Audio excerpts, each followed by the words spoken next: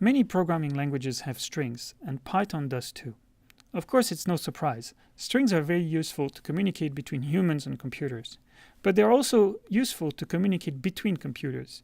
Because the format of strings is so standardized, oftentimes interaction between computers can be boiled down to exchanging strings, passing strings around. And for instance, that's how the internet works deep down. So when you're watching this video is exchanged in string format between different computers. So we'll see now how Python deals with strings and how you can start manipulating them a little bit. So the first way you define a string is by using double quotes. Double quotes like this or single quotes would work as well. So you see that in both cases I've defined data as a string, and then I've asked the interpreter to print it, or I've typed data. And you see that whether I asked the interpreter to do all this by originally introducing a double or a single quote, it made no difference. In memory, it's just a string. Now, why is there this alternative of using single or double quotes? Well, it's because it provides a nice mechanism to introduce quotes within strings. So let's see the examples that are here on the left. So if you wanted to put some quotes within a string, if you could only use one type of quotes, you would be in trouble, right? Because, for instance, you would type, he said, abracadabra, and Python would have trouble parsing this whole sentence. It would not be able to do it. So if I type this, Python tells me there is a syntax error, invalid syntax. So instead, Python offers this mechanism where you can use either type of quotes. And in this way, Python knows here that you're opening a string, and here it knows that this double quote is actually part of the string. Same thing for this double quote. And then finally, it encounters a single quote, and you are done. It knows it's going out. So, okay, so this is helpful in most cases, but still in some cases, for instance, when you want to have a string that contains both type of quotes, you need another mechanism, and this is called escaping. So the escaping works by using a backslash, and basically a backslash in a string indicates that the next character should not be considered special, but should just be considered a character. So here, the first double quote indicates opening of a string. This character here indicates that the next one is just a regular character. So this is a regular character, and this here tells Python to close the string. Okay, so this is for the quote, how to introduce a quote within a string, but it creates a new problem. Python needs to know when a character backslash is actually meant as opposed to when it means escaping. So to counter this, backslash always means escaping except when it's preceded precisely with a backslash. So this here means a single backslash. So think about it. That's definitely something you need to experiment with, that type of things, the escaping. And if you don't experiment now, it will certainly bite you back later. So this is something that's best practiced, really. Okay, so now we have a string data on the right, that's all that, and we can print some information about data. So first we can print the length of the data. So here it would be 10 characters long. And when we can start accessing particular characters. So here we're accessing what Python calls the character at index 4. Okay, so it's at index 4 because Python starts indexing at 0. So A is at position 0, B is at position 1, C, D, and E finally is at index 4. Okay, right? So this is definitely something that's confusing at first for people who have no experience with Python. When they get there, is that everything in Python starts counting from 0. It's confusing at first, I admit, but it's actually very simplifying when you do mathematics later on. Okay, so this was selecting a particular character in the string, but you can also do some slicing, what's called slicing. So this 4:6 selects all the characters at positions with indices between 4 and 6. And this between 4 and 6 means on the left including and on the right excluding. So you start from the character at index 4 and you go all the way to the character at index 5 actually here. So this gives you two characters, E and F. You can also omit certain parts. So for instance here I've omitted a part and it just means all the way to the end. So if I do data colon nothing, it means from the index 4 all the way to the end of the string. Now some programming languages have a different type for strings and characters, but that's not the case with Python. So if I select the string element at index position 4 and ask for the type, well, what I get is also a string. Now, strings are what is called immutable. So what does that mean? It means that if you do data 3, for instance, accessing the character or the string element at index 3, and you actually decide to assign a new value there, like D, Python will refuse. And it will return a traceback again, and with some information about what the error is. Now, if you look on the left, I have included that little bit of code with a little bit more wrapping, if you want. This will make sense a little bit later in the next few weeks. So don't be concerned about this. I can do some string manipulations as well. So if I decide that part 1 is abra and part 2 is cad, then I can start concatenating what's called concatenating strings into magic like this, which gives me abracadabra.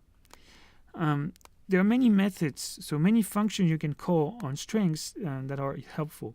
So for instance, find would find the position of the string where the substring da is present. And this would start appearing at index 6.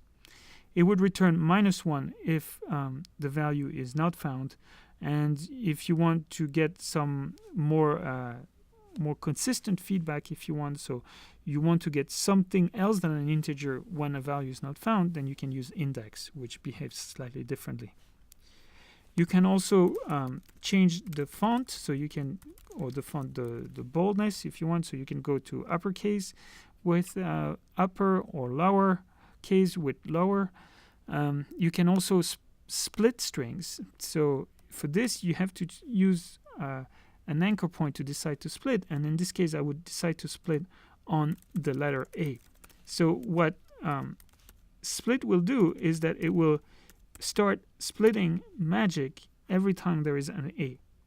Okay, so here is the output, and I encourage you to think a little bit about why these single quotes are here. Right, so you start with a single quote and then you have BR, and basically the reason is the original string that I've decided to split had an A present between every one of those elements, of these pairs of consecutive elements. And that was precisely all the A's that were present. So if I decide, for instance, to split this at the letter A, I will get many different empty strings. And for each pair, it means there was an A present between. Okay, so once I have split magic here, the output is actually a list. So we'll see list later, but it's a list of strings. And with this list of strings, I can decide to join it back with some other string, substring as the join. So now I've decided to use AAA as the join, and the result is this. So make sure you understand what is going on here. This is very useful to manipulate strings. Okay, so another possibility is to ask for the position of the character. So what does that mean? Well, internally, the characters are encoded using what's called an ASCII table. We'll see this in one of the extras of the course. And so it assigns an integer for every letter. And what ORD does is that it returns that integer for that letter. So ORD would produce an error if you submitted a string that contains more than one character. But since we are doing that here correctly, we get here all the indices, if you want, that correspond to those letters. And you can go in reverse. You can also go from the integer to the letter that corresponds to that integer. And for this, you use CHR. So here I've cheated a little bit. I've jumped a little bit ahead in the code, in the complexity of the code I'm allowing myself to use.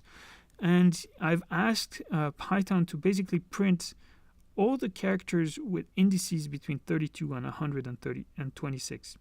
So this is in the ASCII encoding. So you see all those different characters, and I've joined them to form a new string. So here I have a long string that is composed of all those different characters. And you can see the alphabet here. You can see the uppercase alphabet. You can see digits and special characters. Okay, so jumping more ahead still, I want to give you a sense of one aspect of strings that is important, and it's called string formatting. So we'll see this later, but it's good to know that this exists. It's a way of putting strings into shape, if you want, into the correct shape, so you can print it. So here, what I will do is I will definitely jump ahead in the material.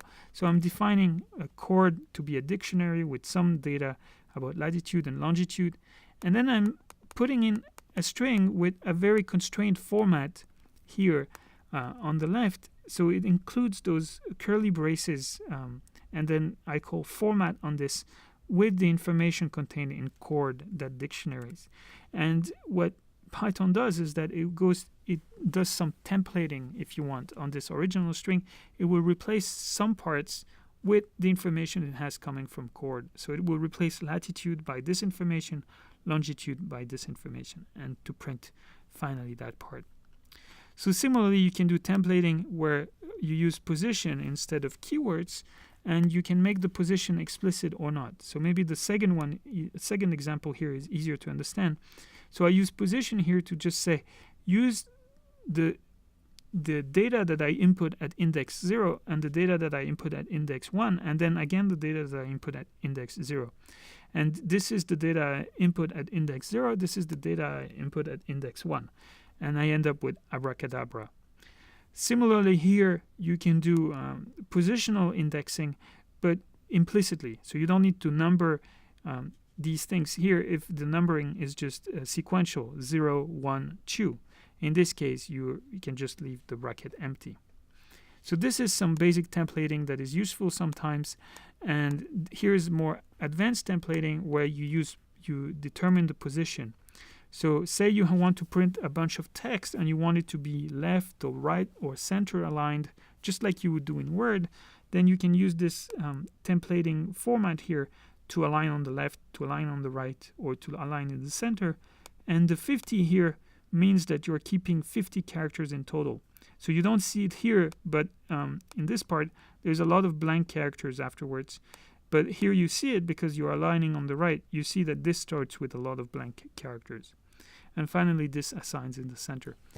So string formatting is something that will require you to learn progressively if you want to use it. The main reason is that it uses things that are more complicated, like dictionaries and lists and things like that, and function arguments. But I wanted to give you a little preview, or at least some knowledge that this exists. And you might have to look at it back much later.